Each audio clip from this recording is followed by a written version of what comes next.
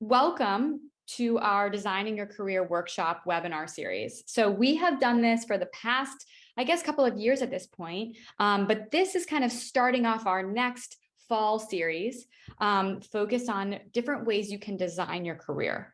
And so today and tonight is focused on discovering and getting that career that you love. Now, this is a really big question. So we're going to break it down into smaller pieces tonight. But a couple logistics before we get into it. So I want all of your questions throughout the session, and I would love for you to share those through the Q&A feature, which is in the bottom of your screen in Zoom. That's a much better place to share your questions than in the Zoom chat. So I welcome questions. I will take them mostly at the very end of the session, but questions are a big part of these webinars. So really want you to think about them and share them. And you will also receive a recording after this session. So a little bit about who's joining you tonight. My name is Lauren Pizer. I have led the development of all of our past stream certifications. I've previously taught in various academic settings, and I have a background really in coaching students around their career. I'm also joined by Brooke, who is a member of our learning design team, and she has also designed many of our courses and is going to be bringing her expertise to the table tonight as well. So today's goal, what we're going to be discussing tonight are some actionable tips and strategies for making your next career move and identifying what your interests are and what you should do next. So I want to start us off with a really quick poll. And this poll is going to help me to understand a little bit more about where everybody's at in terms of their career. So I'm going to launch this poll right now. And it's a very simple question. It's where are you in the process of making a career move? Maybe you are just starting out, right? Just starting to think about different careers. Maybe you are actually you've recently made a career move. That's great. Or maybe you're not even sure if you want to make a career move. Totally great as well. So want to get a sense of where we are. I've got 36% participation in this poll. Going to give it another couple seconds, see if we can get above, I'd say 75% would be my goal. All right, we're almost there. Amazing participation. Guys, thank you so much. I love this. Okay, I'm going to end this poll and I want you to take a look at these results. So I hopefully you can see these, but most people on this call tonight are actively considering a career move. The rest of you are mostly starting to consider it. And then there's some people in these other two categories, but this is very helpful for me to know who's on this call and what kind of questions I think I'm going to get tonight. So thank you all. Okay, so first of all, why should you be considering a career move? Well, while we are into 2022 at this point, 2021 was a really big year because it was the year of what a lot of people call the Great Resignation. And this was for a number of reasons, but some interesting statistics for people. A lot of people are and were unhappy in their role over the last year or so. 4.5 million people quit their jobs in this past November, about a year ago, and 70% of American workers are just not happy. We've also seen that a lot of jobs are going unfilled, right? We are anticipating about 150 new technology-oriented jobs by 2025, which is only a few years away. And 69% of companies are reporting a shortage of candidates. This was in 2021, so this number has gone down a little bit, but regardless, there are a lot of open roles, especially in technical role-related responsibilities that are open, that are unfilled. And a lot of people are just unhappy in the current job that they're in. So how do you know if it's time to make a career move? Well, maybe you're saying some of these things. Maybe you're saying, I sometimes enjoy what I do for work, but I don't really feel challenged. Maybe you're overly stressed by work and just kind of cognitive overload, right? I can't stop thinking about work, but when I do, I feel very stressed and overwhelmed. Or you might feel like, I don't know how I can grow anymore. I feel like I've hit the ceiling here. So if it's time for you to make a career move, you might not be learning or growing anymore. You might not enjoy your work or find meaning in it, and you might not see a pathway for promotion. You might also feel like your skills and abilities are underutilized in your current role. So these are all indicators that it might be time to consider a career move or actually make one. But I want to make a really important point here. You have a lot of options for your career move, and not all of them involve leaving your current company if you're employed. So you could make a career move by seeking a promotion at your current company. You could seek a promotion at a different company, but stay in your same industry. You might seek a similar role at a different company to what you do. That is still a career move. Or you could find a completely new role at your current company or a completely new role at a different company. So career moves as a concept means a lot of different things here. Okay. It doesn't always mean, I was in marketing and now I'm going to become a nurse, right? It means all sorts of things, but it can also mean staying at your current company can also be a career move, or finding a completely new job. So tonight, we're really going to focus on these last two categories, which is finding a completely new role. And the question then becomes, how do you discover what that new role should be? So I want to talk through a framework tonight for how to start discovering that new career. Okay, there's 3 phases to this, and it's a circle because you're going to go back to that explore phase quite often in your career.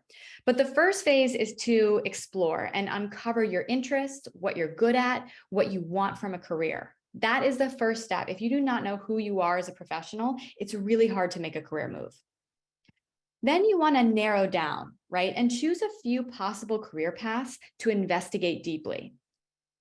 And then you actually want to commit. A lot of people are afraid of committing to a new career because it feels really, really high stakes, right? It feels like, oh, I can't go back. Like, what's going to happen? And I want to show you tonight that it's not so high stakes and that there are ways that we can commit in smaller, more incremental steps. So I'm going to start with the explore phase, right? This is that first phase where you're uncovering who you are as a professional. So I think that it's very important that you understand what your strengths are as a professional, okay? What are you uniquely good at? So there are a couple ways you can do this.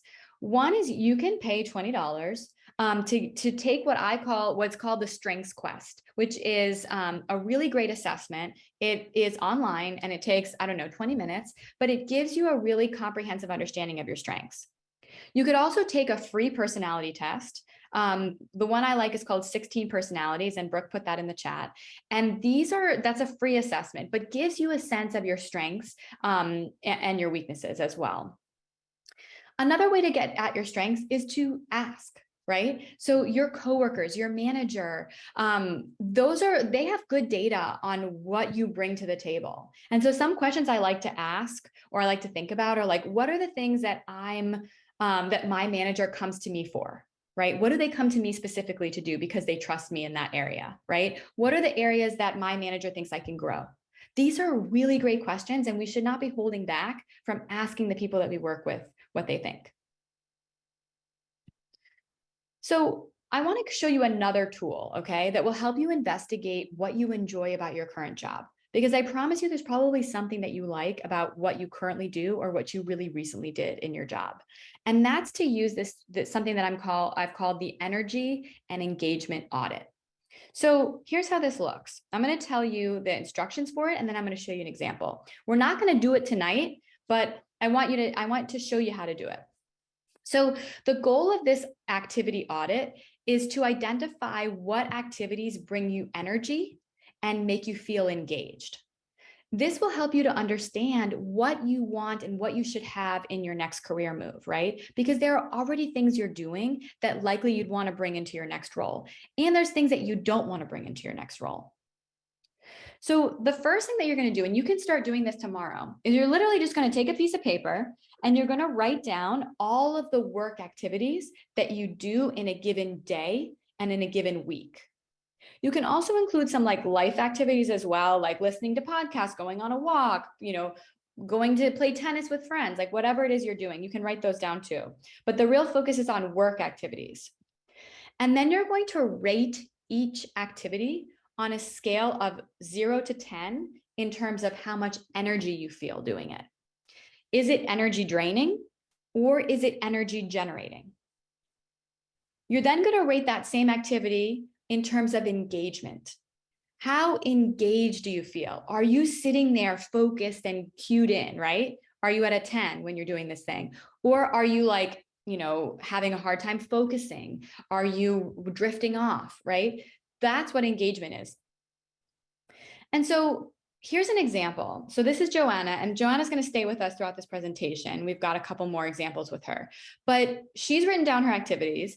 And she's a receptionist. Today, she answered calls, she returned voicemails, she organized the holiday party, she did some data entry, she trained a new team member that just started, and she worked on a new system for vacation requests, right?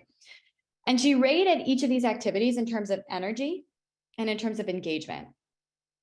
Now, this in and of itself is a good activity, but really the next step is where it gets juicy. So you can see here, there's a couple things we can pull out from this.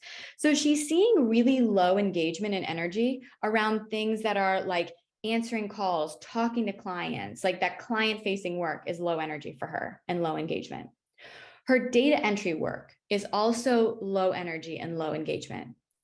But working with people that like internal people to her company, creating new systems, organizing, sorting, right? Those are all things that bring her higher energy and higher engagement. So now it's time for a little reflection, right? So Joanna's looking at this. Ideally, she does it for a couple days, not just one day. But it's pretty clear that Joanna has high energy when she is organizing, optimizing, creating order. She has lower energy when she's interacting with clients, doing manual tasks, right? And so there are some things we can start to think about in terms of Joanna's career move, right? She might be seeking out a role that is more operational, more program or project management in terms of her next steps. But if Joanna doesn't even know if what she's doing is a strength or a weakness or an engaging thing or a low engaging thing, it's really hard for her to take a next step. So we talked about the energy and engagement audit.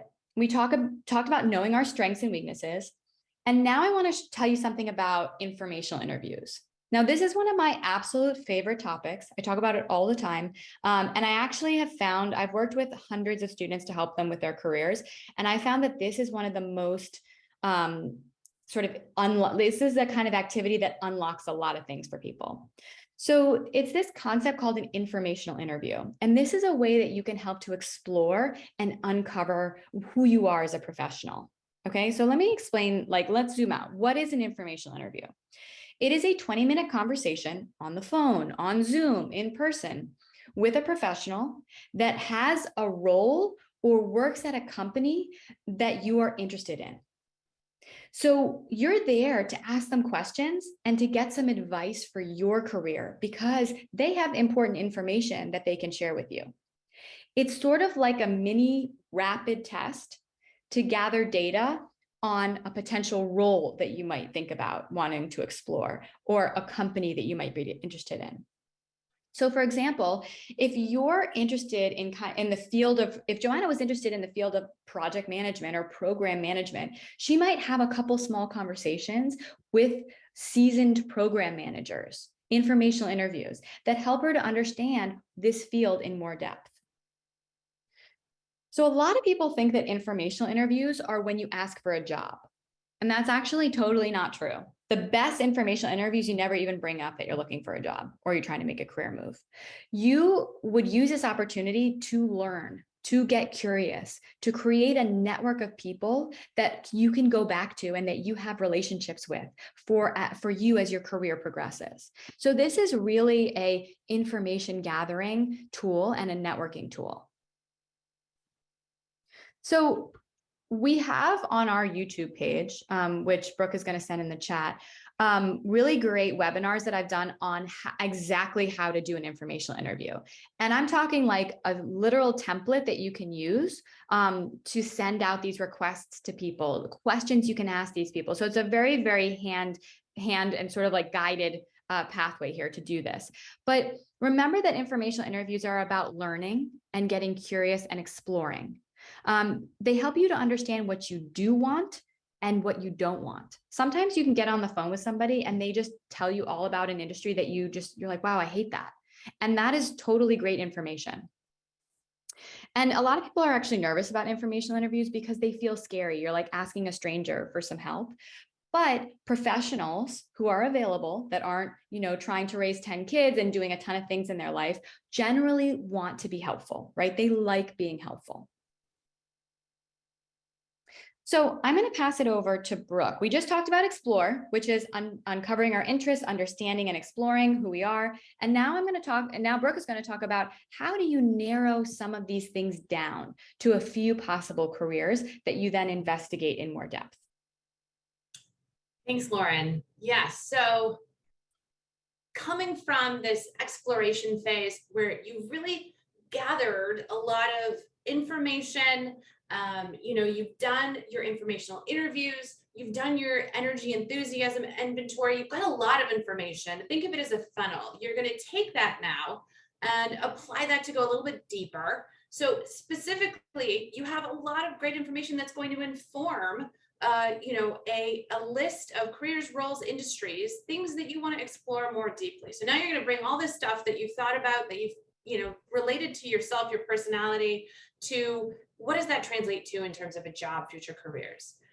We're going to get specific here. So let's talk about creating a job vision board. And part of why I love this, I'll just share like a little personal nugget, is that I created a job board, or rather a vision board myself before I came to PathStream. And I found it, really helpful. And this can be very elaborate. In the past, I have made vision boards like cardboard and, have put a lot of time into it, or it can be very straightforward, just sort of a digital artifact, a page where you keep track of, your 5 to 10 job descriptions. And that's what this is. Your job vision board is, let's get specific in translating the information you've come up with around, that's going to inform what kind of jobs you're interested in, compile that information. And then you want to know, okay, great. So these are the jobs that I might be interested in. What are the skills that these employers are looking for? And these are a couple of great tools that we've identified here, this EMSI skills extractor, job scan, and I've used both and they're straightforward. You can plug the job description in and it will extract for you what are the jobs indicated in these roles. And that kind of brings us to the next step, which is assessing more deeply. You're going to take this job vision board, you're going to identify the roles and responsibilities, and then this guiding vision comes in because you're going to look at the jobs employers are, or rather the skills employers are looking for, and then you're going to compare that. What skills do I currently have? What skills do I want to build on? So we come back to Joanna. What does this look like in practice? Joanna is going to come up with a job vision board. We know, Lauren did a really great job of framing the beginning here of Joanna's journey when she did her own inventory. And her sweet spot was around organizing, optimizing processes, creating order. And so this is a really great jumping off point for her, that she then had conversations, she did research, and she surfaced project management and operations as potential areas that she wanted to go in. So now she's identified some areas. And then if we go to the next slide, this is her job vision board. So she's pulled, she's distilled this. She's now looking even sort of a layer deeper and saying, okay, these are the areas that I'm interested in. What are the jobs that are available that I might be interested in? And one other thing that I will add is, at this point, maybe don't even edit yourself in the sense that this is not the job that you're going to go for today. So if you look at a job and you say, gosh, this isn't the job for me, but it looks aspirational, perfect. These are the jobs that you're going to grow into, that you're going to be looking toward the future. So really swing for the fences, make your vision board aspirational as you're picking these maybe 5 to 10 roles that you're going to put on this vision board. You want to have a concrete target that you're looking at, or in terms of jobs, what are you, if you see it, you can be it, which is sort of a contrite saying, but it's true. You have to really have something specific you're targeting to achieve it. So that's what this step is about. Like, let's look at what jobs are available and what you're going to target. So the next slide. Now Joanna's going to go deeper. Again, what are the existing skills she has and what are the skills she needs to build? We know that she has strong organizational skills, written and verbal communication, data cleaning, managing multiple projects. And what are the skills to build? And where this is coming from is those jobs that she's pulled, she's identified what employers are looking for. And so what are the things that maybe she needs to work on to grow into those jobs? Project management, agile methodologies, project management tools like Asana, managing a project from start to finish. And one of the things that I think is interesting about this slide too is it's a great exercise to sit down and think, what are my existing skills? That could be things you're doing in your job today, but also things that are skills that you're not using that could translate into a future job. So I think this is a really useful exercise. And also it helps you frame and think about, she has managed multiple projects at once, but she says she wants to manage a project from start to finish. And it's really easy to say, oh gosh, well, that's kind of a skill that I probably could be good at, but maybe I want to think about in my current role, maybe I want to manage a project from start to finish. These are skills she could build in her current role and or argue as she's doing interviews. Gosh, well, this is something I've done. I think I could really stretch and, flex into doing something just a little bit extra. So finally, just to sort of summarize everything we've talked about, what you're going to do is take your exploration phase, everything you've learned, and, put it in the funnel, figure out what your job vision board looks like, get those 5 to 10 job descriptions, looking on Indeed, LinkedIn, etc. Extract the skills. So there are nice digital tools there that are available to you. And we have those in the chat for you as well, where you can really dig deep and get the skills, get a list of skills, and then, parse them out into what are the skills I have, what are the things I want to work on. In terms of doing research, I will say personally, I was looking at, the skills of a data analyst just the other day. I was searching YouTube, I was searching online. So many things are available. There are so many professionals that want to talk about what they do and how to help you skill up so you can get those jobs. So there's YouTube, there's blogs, there's articles, there's just sort of no shortage of research out there that you can be doing. And then that final point, which Lauren brought up and is super important, and talking to people with your job, networking. And I will comment that personally, I've done this myself. I've done a lot of informational interviews, and I've always found that, if you approach people the right way, even if they don't know you, they want to be helpful. They will give you 15 minutes to talk to you about what their job is. And as Lauren mentioned, there are people that I've talked to that have been incredibly inspirational, and that was exactly what I was hoping for. And I thought, yes, that's exactly right. And then there are folks that were wonderful and shared their experience, and I thought, well, that's not what I thought at all, and I don't think I want to do that kind of a job. But it's been really great to be able to talk to people first person and get that information. And so networking is a huge opportunity. And the way that we are all connected, like I'll just take LinkedIn for an example, so many great ways to find people and contact them. And also, it can be still old school, friend of a friend, just start sort of putting feelers out to have conversations with folks in real life. So that takes us to the next phase. Thanks, Brooke. So one thing I wanted to add here is that we spend time reading books, watching television shows, on social media, right? There's a lot that we spend our time on, and you can just funnel some of that time into looking at YouTube, blogs about jobs, articles, podcasts. When I was first looking for jobs, when I was earlier on in my career, I would go on LinkedIn or Idealist or any of these job sites, and I would literally read job descriptions and just say, like, can I see myself doing this job? Do I like this? Do I not? There's so much information out there. We don't have to always, spend a lot of time and money trying to narrow this list down. We can just look and see what is available out there. A lot of people are actually using TikTok now to better understand different careers as well. So there is a plethora of information that helps us narrow.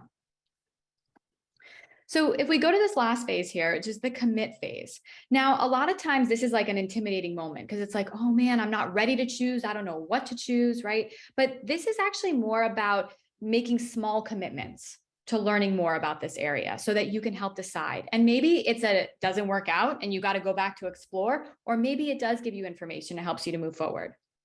So this is the time to really try things out. And remember that you can always come back to the drawing board. It's sometimes about discovering what you don't like, just as much as it's about discovering what you do like. So a couple of ways that you can commit to something is to actually take a step to learn about it. So What's amazing today is that there's free information online that helps you. You could become a project manager or a data analyst without spending a single cent. You have to be a specific type of learner for that to work for you, but there are free videos, free courses all over the internet in pretty much any area. And so I'm not saying that that's the way you have to learn, but if you wanted to take, a 1 or 2 or 3 week course on something that's low cost or free to help you figure out if it's right for you, that is well worth the investment. There are also longer programs. PastStream is a bit longer of a program, but a lot of times these programs like PastStream that are paid, they are unlocking all sorts of careers for you, not just one specific career. So you want to think about where you're investing your time and your money, but the point is that there are a lot of ways to learn at all different price points. Another way to learn and to commit is to do projects. So Brooke was mentioning this. If you are currently wanting to move into a project manager role, you should be meeting with your manager and sitting down and saying, I want to become more skilled in this area. What can I do in my current role to give me this experience? You can also go to external sites to try to get project work. So this is more like kind of gig work or part-time work, but a lot of students have success with this. So some websites for this are Upwork, Fiverr, Trailhead for Salesforce, Catch a Fire. These are organizations that aggregate projects.